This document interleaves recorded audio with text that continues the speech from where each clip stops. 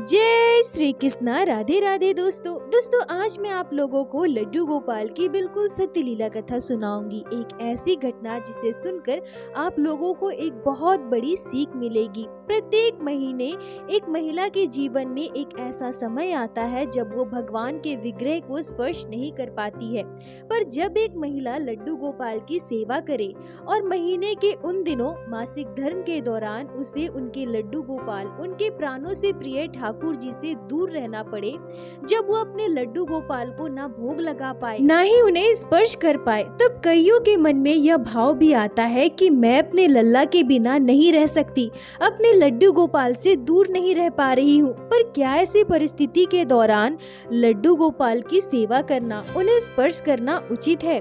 और जब एक भक्त अपने मासिक धर्म यानी कि पीरियड के चौथे दिन लड्डू गोपाल को अपने हाथों से हलवे का भोग बनाकर लगाए, तो फिर उसके जीवन में ऐसी कौन सी घटना घटी? भक्त के साथ आखिर ऐसा क्या हो गया? आप सभी भक्त जो अभी इस वीडियो को देख रहे हैं, लीला कथा को सुनने के दौरान आपकी आंखों से आंसू अवश्य आएंगे। आप सभी भक्तों से मेरा विनम्र निवेदन है कि कृपया आज के इस वीडियो को पूरा अंत तक अवश्य देखिएगा, तभी आप लोग आज के इस दर्दनाक अत्यंत महत्वपूर्ण घटना को पूरी तरह से समझ पाओगे। दोस्तों आज की यह लीला कथा हमारे साथ शेयर की है भोपाल में रहने वाली आकांक्षा जी ने। आकांक्षा जी कहती हैं कि ये घटना लगभग 1 साल पहले की है, जो मेरे मायके में घटी थी। अभी 6 महीने पहले मेरी शादी हो चुकी है। मैं अपने ससुराल में हूँ।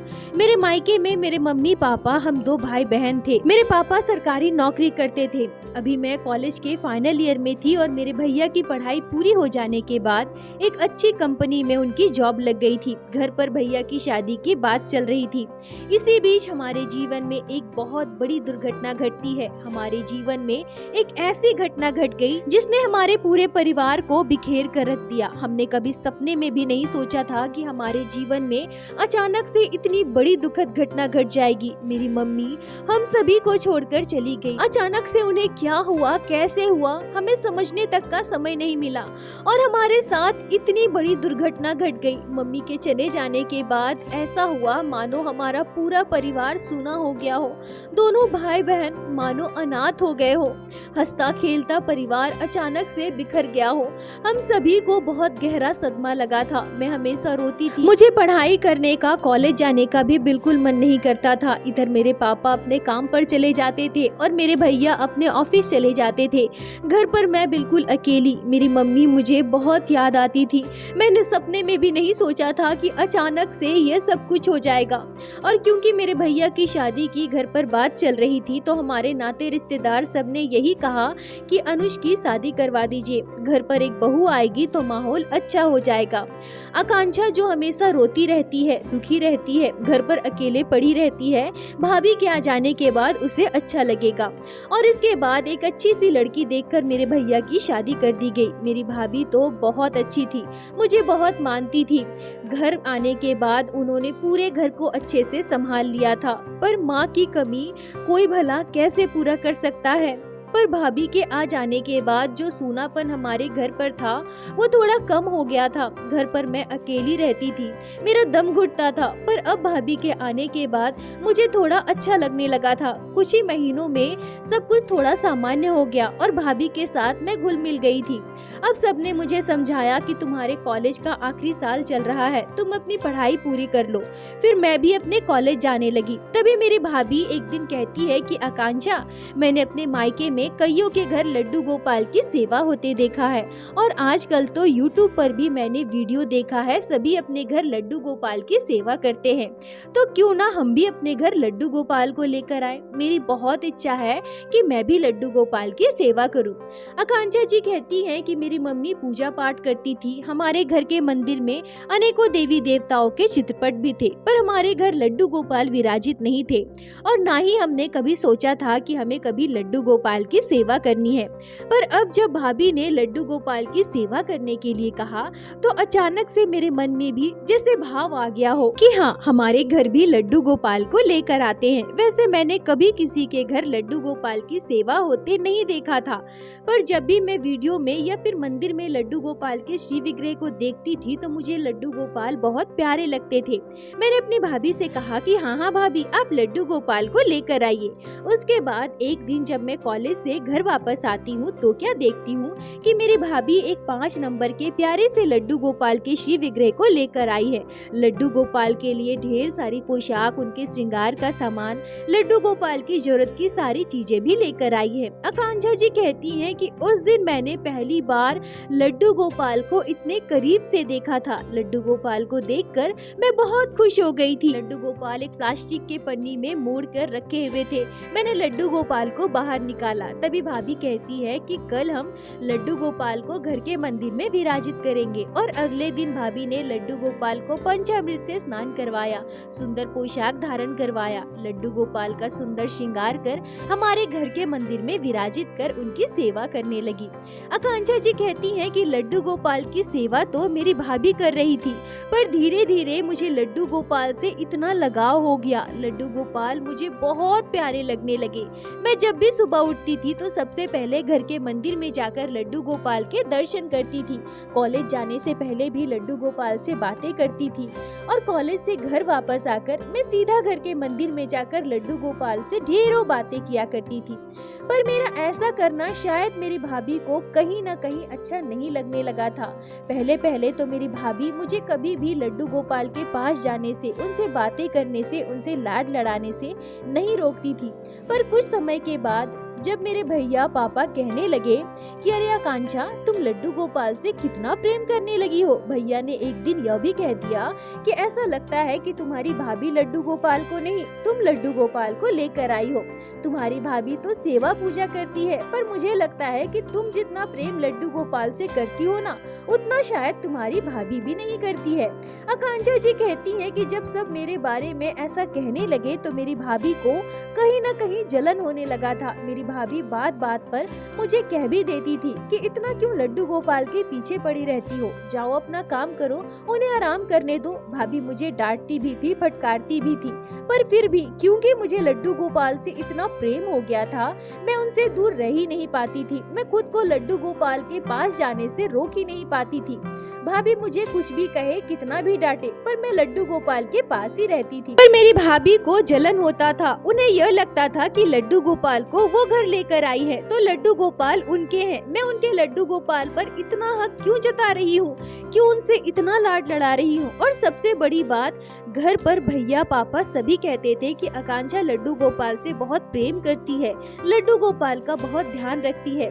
तो ये सब कुछ मेरी भाभी को बिल्कुल भी अच्छा नहीं लगता था। वो चाहती थी कि लड्डू गोपाल को वो घर लेकर आई है तो लड्डू गोपाल बस उनके हैं, उनके लड्डू गोपाल से मैं दूर रहूं। पर सच कहूं तो मैंने कभी अपने मन में यह भाव लाया ही नहीं था कि भाभी लड्डू गोपाल को लेकर आई हैं तो लड्डू गोपाल बस उनके हैं। लड्डू गोपाल तो हम सबके हैं ना, लड्डू गोपाल हमारे परिवार के सदस्य हैं। और मैंने वीडियो में भी देखा था कि लड्डू गोपाल के साथ हमें रिश्ता जोड़ना चाहिए। तो धीरे धीरे मेरे मन में लड्डू गोपाल के लिए भाव उत्पन्न हुआ। क्योंकि मैं एक माँ नहीं थी, मैंने किसी बच्चे को जन्म नहीं दिया था, पर लड्डू गोपाल के लिए मेरे मन में ममत्व का भाव उत्पन्न हुआ।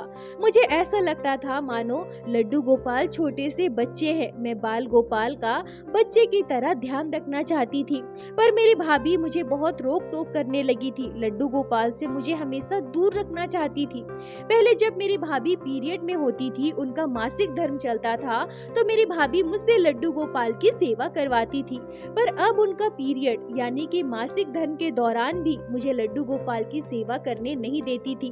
वो भैया से लड्डू गोपाल का स्नान श्रृंगार करवाती थी, भैया से ही भोग लगवाती थी। मेरे भैया कई बार कहते भी थे कि आकांक्षा से कहो ना, वो लड्डू गोपाल की सेवा कर देगी, पर मेरी भाभी झूठ मूठ मेरे भैया से कह देती थी कि आकांक्षा को भी पीरियड आया है। और अब भला मैं अपने भैया से क्या कहती, मुझे शर्म आती थी, मैं उनसे कुछ कह भी नहीं पाती थी। आकांक्षा जी कहती हैं कि जब भी मैं घर पर रहती थी और उस समय अगर मेरी भाभी कुछ भी खाने के लिए बनाए, जैसे कभी खीर बनाए, पूड़ी बनाए, हलवा बनाए, मालपुआ बनाए, तो मैं सबसे पहले लड्डू गोपाल के लिए निकालती थी और लड्डू गोपाल को भोग लगाती थी। पर मेरी भाभी ने ऐसा कभी नहीं किया।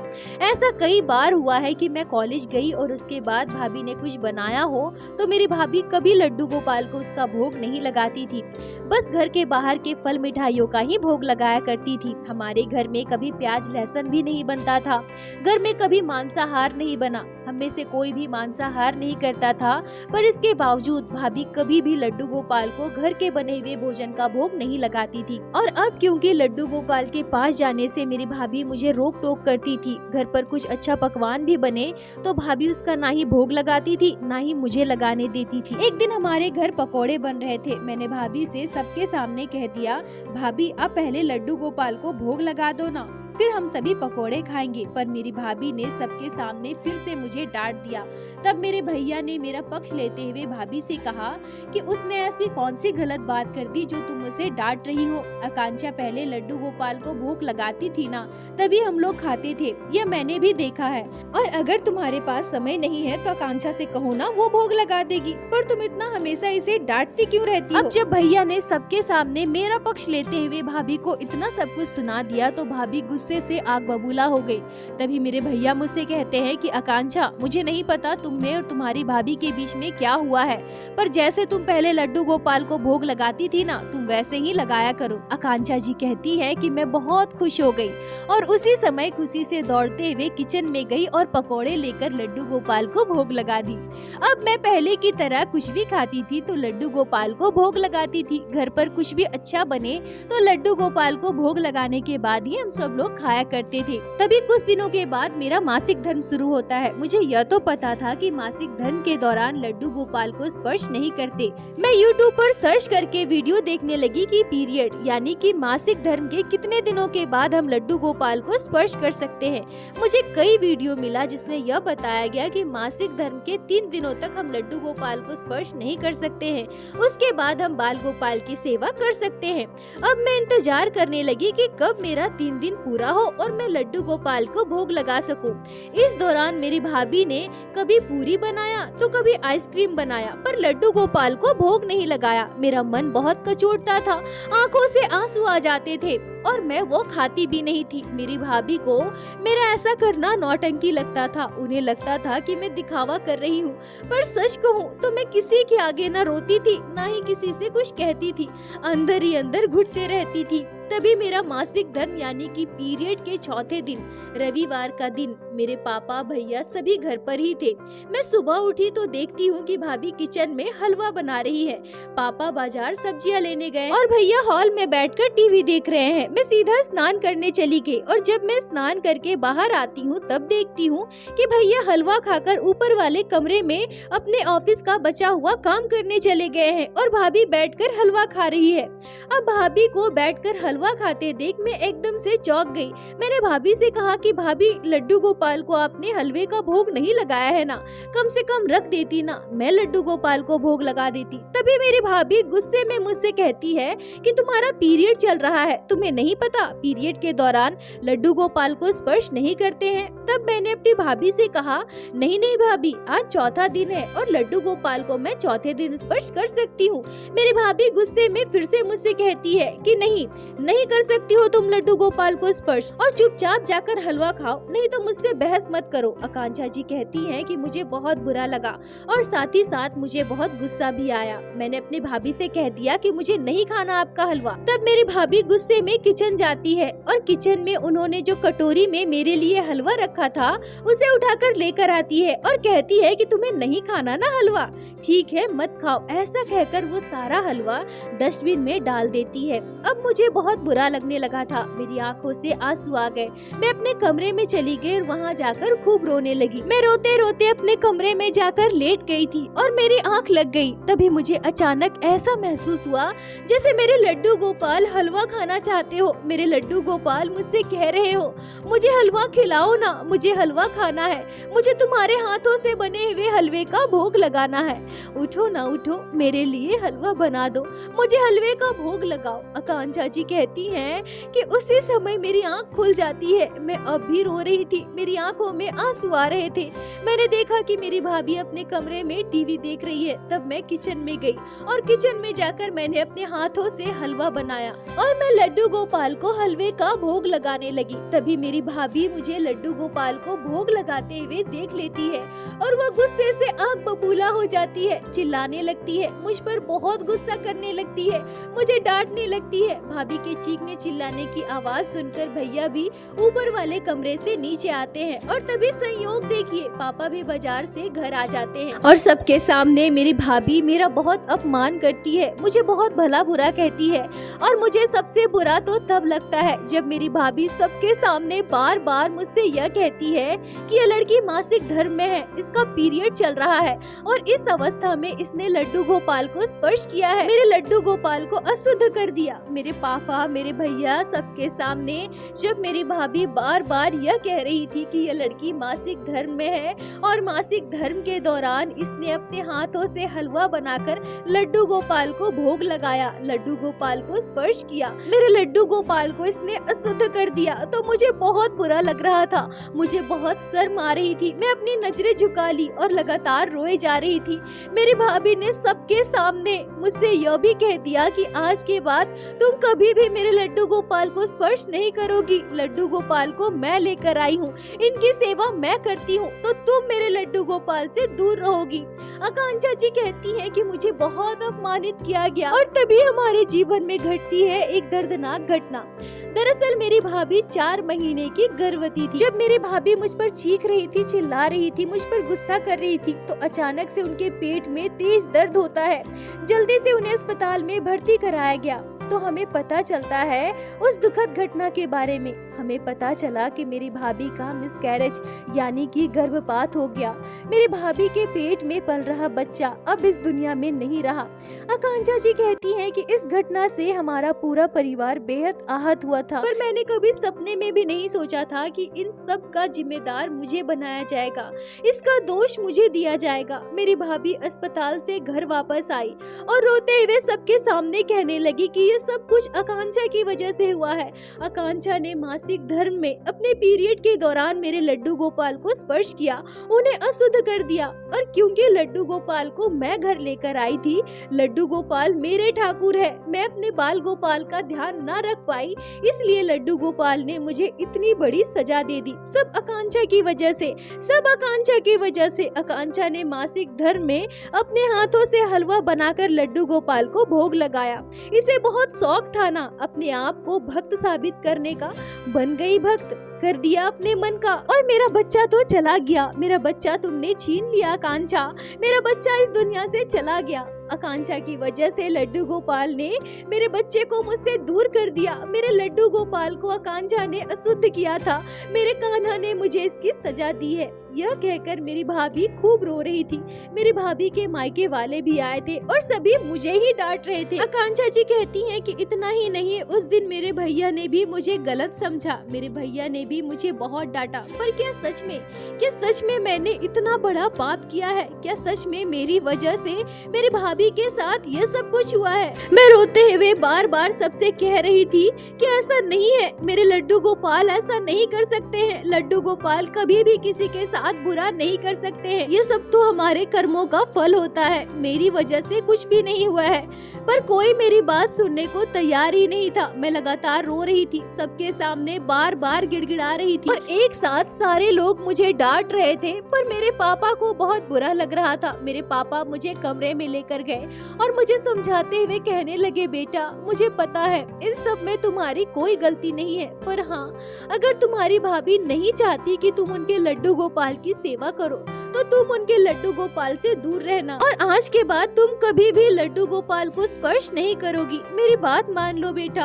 और तुम्हारे साथ सभी ऐसा व्यवहार करते हैं ना तो मुझे अच्छा नहीं लगता है। हमने तुम्हें बहुत प्यार से पाला है। तुम्हारी मम्मी के जाने के बाद तुम्हारे साथ ऐसा बर्ताव हो रहा है, मैं बर्दाश्त नहीं कर पाता हूँ बेटा। आकांक्षा जी कहती हैं कि ऐसा कहते हुए मेरे पापा की आंखों से आंसू आने लगे। पापा की आंखों में आंसू देखकर मैं बिल्कुल टूट गई थी और उसी दिन मैंने ठान लिया कि आज से मैं लड्डू गोपाल को स्पर्श तक नहीं करूंगी। अगर बाल गोपाल को मुझसे सेवा लेनी होगी तो खुद मेरे पास आएंगे, पर मैं भाभी के लड्डू गोपाल को कभी भी स्पर्श नहीं करूंगी। मैं कभी भी उन्हें स्पर्श नहीं करूंगी। और मैंने अपने पापा को वचन भी दिया कि पापा मैं कभी भी भाभी के लड्डू गोपाल को स्पर्श नहीं करूंगी। मुझ पर आज बहुत बड़ा कलंक लगा है। भाभी के साथ साथ भैया और भाभी के मायके वालों ने मुझे बहुत भला बुरा कहा है। आकांक्षा जी कहती हैं कि इस घटना को लगभग 1 साल होने वाले हैं, पर मैं इसके बाद कभी भी लड्डू गोपाल को स्पर्श नहीं की थी। पर मेरा दिल जानता है कि मेरे लड्डू गोपाल कभी किसी के साथ बुरा नहीं कर सकते। मेरी वजह से ये सब कुछ नहीं हुआ था। मैं रोती थी, तड़पती थी। लड्डू गोपाल से दूर रहना मुझे बिल्कुल भी बर्दाश्त नहीं होता था। मैं कुछ भी खाती थी तो मुझे लड्डू गोपाल की बहुत याद आती थी, पर फिर भी मैंने कान्हा को भोग नहीं लगाया। मैं रोते हुए कान्हा से बस यही कहती थी कि हे लड्डू गोपाल, अगर आपको मुझसे सेवा लेनी होगी तो आप मुझ तक जरूर आओगे। आप खुद मुझे अपनी सेवा दोगे। तभी एक दिन मेरे साथ एक आश्चर्यजनक दिल को छू लेने वाली घटना घटी। होली का त्योहार था। भाभी ने खाने के लिए बहुत सारे पकवान बनाए थे, पर प्रत्येक दिन की भांति उन्होंने आज भी लड्डू गोपाल को मिठाइयों और फल का भोग लगाया था। इतने सारे पकवान बनाने के बाद भी भाभी ने लड्डू गोपाल को भोग नहीं लगाया। मैं अंदर से तड़प गई क्योंकि मैं अब लड्डू गोपाल को भोग नहीं लगा पाती थी और उस दिन मैंने कुछ खाया भी नहीं। मुझे बहुत बुरा लग रहा था, बहुत तकलीफ हो रही थी और मैं सोच रही थी कि आज इतना बड़ा त्योहार है, होली है, और आज के दिन भी मैं लड्डू गोपाल को भोग नहीं लगा पा रही हूँ। तभी रात को जब मैं गहरी नींद में सो रही थी तो मैंने एक आश्चर्यजनक सपना देखा। मैं सपने में देखती हूँ कि मैं लड्डू गोपाल को भोग लगाना चाहती हूँ। मैं बहुत रो रही हूँ पर मैं लड्डू गोपाल को भोग नहीं लगा पा रही हूँ। वहीं मेरे भैया, भाभी, मेरे भाभी के मायके वाले सभी मुझे कोस रहे हैं, गुस्सा कर रहे हैं, मुझ पर लांछन लगा रहे हैं, मुझे भला बुरा कह रहे हैं। मेरी भाभी मुझसे कह रही है कि तुम्हारी वजह से मेरा बच्चा इस दुनिया से चला गया और तुम मेरे लड्डू गोपाल को भोग लगाओगी। नहीं, कभी भी नहीं। तुम कभी लड्डू गोपाल को भोग नहीं लगा पाओगी। अब तुम कभी भी इनकी सेवा नहीं कर पाओगी। और जब मेरी भाभी मुझसे ये सारी बातें कह रही थी तो मैं सपने में जोर जोर से रो रही थी और तभी मेरे जीवन में वो चमत्कार होता है। मैं सपने में हमारे घर विराजित लड्डू गोपाल के दर्शन पाती हूँ और साथ ही साथ मैं अपने सपने में देखती हूँ कि एक छोटा सा बच्चा जिसने बिल्कुल भगवान श्री कृष्ण का श्रृंगार किया है, और मैं अपने सपने में ही ये समझ पाती हूँ कि यह बच्चा कोई और नहीं बल्कि मेरे लड्डू गोपाल है। मैं जोर जोर से रो रही थी। तभी वो छोटा सा प्यारा सा बच्चा मेरे पास आकर मेरे सर पर हाथ फेरता है। मैं रो रही थी और वो मुझे चुप कराते हुए मेरे माथे पर हाथ फेरते हुए मुझसे कहता है, तुम रो मत, परेशान मत हो, मैं तुम्हारे साथ हूँ। मैं जल्द ही तुम्हारे पास आऊंगा, फिर तुम अपने हाथों से भोजन बनाकर मुझे भोग लगाना। और यह कहकर वो छोटा सा बच्चा मेरे माथे पर हाथ फेरते हुए अंतर ध्यान हो जाता है। आकांक्षा जी कहती है कि मेरे सपने का मतलब क्या था, लड्डू गोपाल मुझसे क्या कहना चाहते थे, मुझे क्या बताना चाहते थे, यह मैं अपनी शादी के बाद समझी। पिछले 6 महीने पहले मेरी शादी हुई है और शादी के बाद मेरे जीवन में चमत्कार हुआ जिससे मैं अपने सपने के मतलब को समझ पाई। मेरे ससुराल में लड्डू गोपाल की सेवा होती है। शादी के बाद मुझे बाल गोपाल की सेवा अपने आप मिल गई। मेरे ससुराल में सभी लड्डू गोपाल से बहुत प्रेम करते हैं। प्रत्येक दिन घर पर जो भी भोजन बनता है सबसे पहले लड्डू गोपाल को भोग लगाया जाता है। और अब मैं अपने ससुराल में अपने हाथों से भोजन बनाकर लड्डू गोपाल को भोग लगाती हूँ। मैं अपने आप को परम सौभाग्यशाली समझती हूँ जो लड्डू गोपाल ने मुझ पर इतनी बड़ी कृपा की और मुझे अपनी सेवा का सौभाग्य दिया। आकांक्षा जी, आपका बहुत बहुत धन्यवाद जो आपने लड्डू गोपाल की इस आश्चर्यजनक घटना को हमारे साथ शेयर की, जिसे मैं हमारे चैनल के माध्यम से बाकी सारे भक्तों तक पहुंचा सकी। अपना साथ और प्यार ऐसे ही बनाए रखें। दोस्तों, एक बात हमेशा याद रखिए, भगवान कभी भी भक्त के साथ बुरा नहीं कर सकते हैं। हमारे साथ जो घटनाएं घटती हैं वो हमारे कर्मों का फल है। इसके लिए हमें कभी किसी इंसान या भगवान को बिल्कुल भी दोष नहीं देना चाहिए। अपने कर्मों को सुधारिए, अपने कर्मों को पवित्र रखिए और फिर अपने साथ घटने वाली घटनाओं का विचार कीजिए। आकांक्षा जी पर जो लांछन लगाया गया वो बिल्कुल गलत है। हमारे लड्डू गोपाल भक्तों के साथ कभी भी बुरा नहीं करते। अरे हमारे लड्डू गोपाल तो परम दयालु है, दीन बंधु है, भक्त का कल्याण करते हैं। सच्चे दिल से लड्डू गोपाल की सेवा कीजिए, उन पर विश्वास कीजिए, फिर आप देखना आपके कर्मों के बुरे फल को भी हमारे लड्डू गोपाल मिटा सकते हैं। याद रखिए, आप आज जैसा करोगे आने वाले समय में आपको वो भोगना पड़ेगा। दोस्तों, इस घटना पर आपके क्या विचार है, क्या राय है, कमेंट में जरूर बताएं। मुझे आप सभी के कमेंट का इंतजार रहता है। और प्रत्येक दिन की भांति लीला कथा के अंत में मैं आप सभी भक्तों से हाथ जोड़कर प्रार्थना करूंगी, ठाकुर जी की भक्ति कीजिए, लड्डू गोपाल की सेवा कीजिए, नाम जाप कीजिए और एक बार मेरे साथ प्रेम से कहिए, बोलो बांके बिहारी लाल की जय, लड्डू गोपाल की जय, जय जय श्री राधे। दोस्तों, यदि आप लोगों को आज की यह लीला कथा अच्छी लगी हो, आपके हृदय को स्पर्श की हो, तो कृपया वीडियो को लाइक कर अपने दोस्तों के साथ शेयर अवश्य करें, जिससे बाकी भक्त भी लड्डू गोपाल की इस अद्भुत लीला कथा का श्रवण कर सके। और हमारे चैनल को सब्सक्राइब करें, जिससे प्रत्येक दिन आप लोग हमारे चैनल पे श्री बांके बिहारी श्री लड्डू गोपाल की अद्भुत लीला कथाएं श्रवण कर सके। दोस्तों, यदि आपके जीवन में घटी हो कोई भी चमत्कारी घटना या लड्डू गोपाल ने कभी भी की हो कोई भी लीला जिसे आप हमारे साथ शेयर करना चाहते हैं, तो कृपया हमें इंस्टाग्राम पे मैसेज करें। हम आपसे कांटेक्ट करेंगे और आपकी उस लीला कथा को हमारे चैनल पे बाकी सारे भक्तों के साथ शेयर अवश्य करेंगे। लड्डू गोपाल की कृपा आप पर और आपके पूरे परिवार पर बनी रहे। राधे राधे दोस्तों।